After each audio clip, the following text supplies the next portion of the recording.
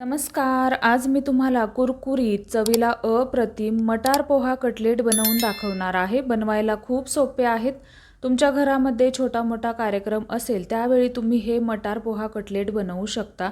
बनवायला सोपे आहेत. आजची रेसिपी आवडली तर चॅनलला सबस्क्राईब करा. रेसिपीला एक लाईक नक्की करा. सगळ्यात अगोदर आपल्याला 1 कप इतका ताजा मटार घ्यायचा आहे.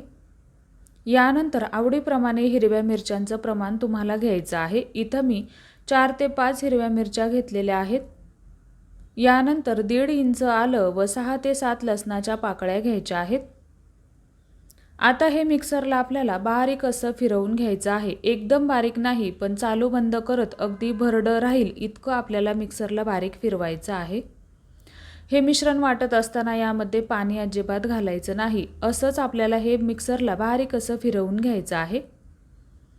फिरवलेलं मिश्रण एका बाउलमध्ये काढून घ्यायचं आहे. आता ज्या कपाने आपण मटार घेतला त्याच कपाने आपल्याला पाऊण कप इतकं पोह्याची पावडर घ्यायची आहे. आपण जे रोजचे कांदे पोहे खातो त्याच पोह्याची पावडर आपल्याला घ्यायची आहे. पोहे मिक्सरला बारीक फिरवले की लगेचच याची पावडर तयार होते. आता यानंतर त्याच कपाने अर्धा कप बेसन पीठ घ्यायचं आहे. बेसन पीठ भरत असताना अगदी हलक्या हाताने मी भरून घेतलेलं आहे. यानंतर त्याच कपाने आपल्याला अर्धा कप गव्हाचं पीठ घ्यायचं आहे. पीठ मी चाळून नंतर हलक्या हाताने कपामध्ये भरून घेतलेलं आहे. अगदी घट्ट कप भरून आपल्याला कुठलंही पीठ यामध्ये घालायचं नाही.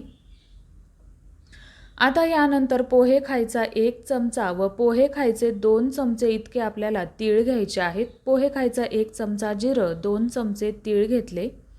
यानंतर पोहे खायचा 1.5 चमचा इतकी धना पावडर घ्यायची आहे. यानंतर 1 चमचा गरम मसाला घ्यायचा आहे. यानंतर पाव चमचा आपल्याला काळं मीठ घालायचं आहे. 1 चमचा हळद घालायची आहे. यानंतर चवीनुसार मीठ घालायचं आहे.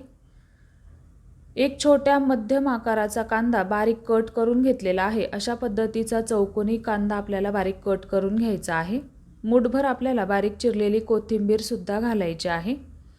घेतलेल्या भाज्या यामध्ये घालायच्या आहेत. तुम्हाला जर का आवडत असेल तर तुम्ही यामध्ये गाजर घातलं तरीही चालेल, शिमला मिरची घातली तरीही चालेल. आता हे पाणी न घालताच हाताने सगळ्यात अगोदर आपल्याला व्यवस्थित असं मिक्स करून घ्यायचं आहे. व्यवस्थित मिक्स करून घेतल्यानंतरच गरज लागेल तसंच आपण यामध्ये पाणी घालणार आहोत. ज्या कपाने आपण सगळं साहित्य घेतलं त्याच कपाने मी अर्धा कप इतकं पाणी घेतलेलं आहे. तर या मिश्रणासाठी मला अर्धा कप इतकं पाणी लागलं. अर्ध्या कपातलं 2 चमचे इतकं पाणी माझं राहिलं होतं. आता हे पीठ आपल्याला खूप जास्त घट्ट किंवा खूप जास्त सैलसर सुद्धा ठेवायचं नाही. अशा पद्धतीचं घट्ट स्वरूपाचं ठेवायचं आहे. आपण पुरीसाठी जसं पीठ मळतो त्यापेक्षा हलकं सैलसर ठेवायचं आहे. तर आता इथे पहा 2 चमचे इतकं माझं पाणी राहिलेलं आहे. हाताला व्यवस्थित असं तेल लावून घ्यायचं आहे व याच्या आपल्याला बारीक अशा टिक्क्या करून घ्यायच्या आहेत. तुम्ही तुमच्या आवडीच्या आकारामध्ये याला आकार देऊ शकता. तर आता इथे पहा अशा पद्धतीने आपल्याला याच्या व्यवस्थित अशा टिक्क्या तयार करून घ्यायच्या आहेत. अशाच पद्धतीने मी सगळ्या या टिक्क्या तयार करून घेतलेल्या आहेत. आता यानंतर हे आपण तळून घेणार आहोत. तळण्यासाठी तेल कडकडीत आपल्याला सुरुवातीला गरम करून घ्यायचं आहे. यानंतर गॅसची फ्लेम आपल्याला मीडियम ठेवायची आहे व मीडियम फ्लेमवरती या टिक्क्या आपल्याला सुरुवातीपासून शेवटपर्यंत तळून घ्यायच्या आहेत. गॅसची फ्लेम कुठेही मोठी बारीक करायची नाही. आता या टिक्क्या सोडल्यानंतर थोड्याशा सेट होऊ द्यायच्या व नंतरच आपल्याला अलटपलट करून घ्यायच्या आहेत. थोड्याशा सेट झाल्या की अलटपलट केल्या की नंतर परत आपल्याला या मीडियम फ्लेमवरती 4 ते 5 मिनिटांसाठी छान अशा कुरकुरीत होईपर्यंत तळून घ्यायच्या आहेत. तळत असताना जर का तुम्ही गॅसची फ्लेम खूप मोठी ठेवली तर या टिक्क्या वरून लवकर कलर पकडतील व आतून कच्च्याच राहतील. मीडियम फ्लेमवरती तळल्यामुळे आतून छान या पोकळ होतात व चवीला कुरकुरीत लागतात. अतिशय कुरकुरीत या टिक्क्या हे कटलेट तयार झाले होते. तर तयार झाले आपले मटार पोहा कटलेट. बनवायला सोपे आहेत, चवीला तर अप्रतिम लागतात. विशेष म्हणजे हे अजिबात तेलकट होत नाही.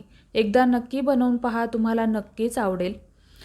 एकदा बनवलं की तुम्ही दरवेळी अशा पद्धतीचे मटार पोहा कटलेट बनवून खाणार, इतके चवीला अप्रतिम होतात. तर इथे पहा, अजिबात हे तेलकट झालेले नाहीत. आतून सुद्धा अतिशय पोकळ असे तयार झालेले आहेत. तर कशी वाटली तुम्हाला आजची रेसिपी? आवडली असेल तर रेसिपीला एक लाईक करा. चॅनलवरती जर का तुम्ही नवीन असाल तर चॅनलला सबस्क्राईब करा व रेसिपी शेअरसुद्धा करा. व आजची पाहिलेली सोपी रेसिपी एकदा नक्की ट्राय करून पहा, तुम्हाला नक्कीच आवडेल. रेसिपी पाहिल्याबद्दल धन्यवाद.